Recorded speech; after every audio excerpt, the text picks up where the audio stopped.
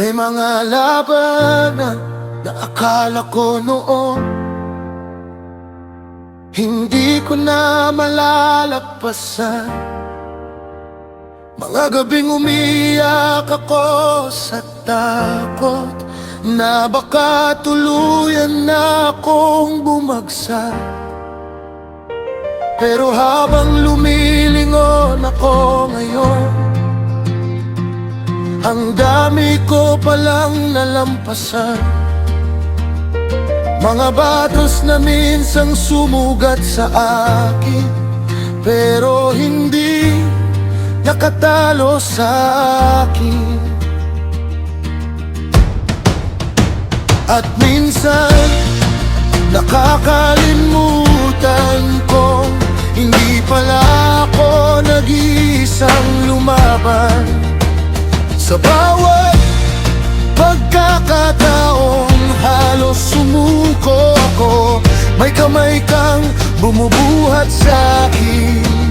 Kaya gusto kong alalahanin hindi lang ang sakit ng kahapon, kundi pati ang mga himalang tahimik mong ginawa sa buhay ko. Kapag naalala ko ang faithfulness mo, mas lumalakas ang loob ko.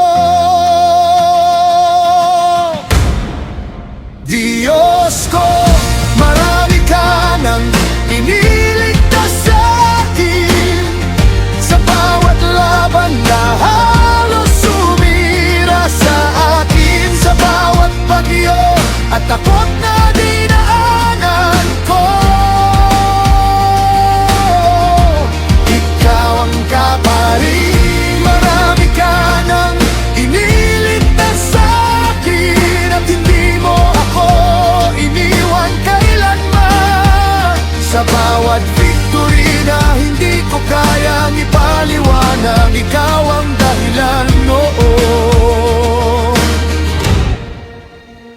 Hindi ko na ikakahiya ang scars ko, dahil may stories silang dala. Patunay sila na kahit nasaktan ako, hindi ako pinabayaan. At baka may ibang taong nangangailangan ng pag-asang dala ng testimony ko, na posible palang mabuhay muli pagkatapos ng mahihirap na laban. Kapag story mo ang ikinukwento ko, mas dumadami ang pag-asa. Marami ka nang iniligtas sa akin, sa bawat laban na halos sumira sa akin, sa bawat bagyo at takot na dinaanan ko.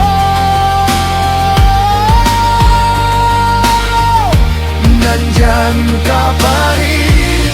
Marami ka nang iniligtas sa akin at hindi mo ako iniwan kailanman. Sa bawat victory na hindi ko kayang ipaliwanag, ikaw ang dahilan noon.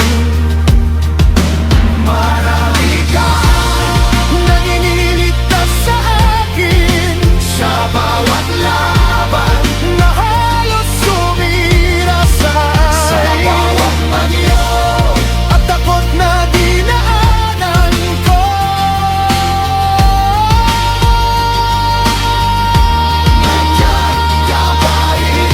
Kapag naaalala ang mga victories, mas lumalakas sa